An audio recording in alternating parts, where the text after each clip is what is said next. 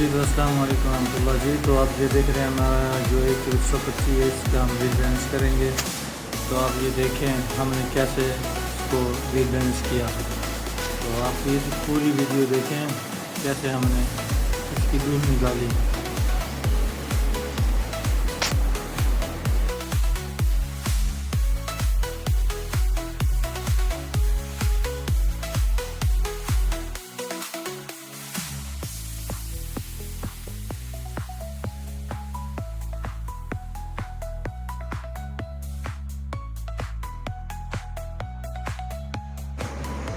तो आप ये देख रहे हैं अब हमने रील लगा लिया है।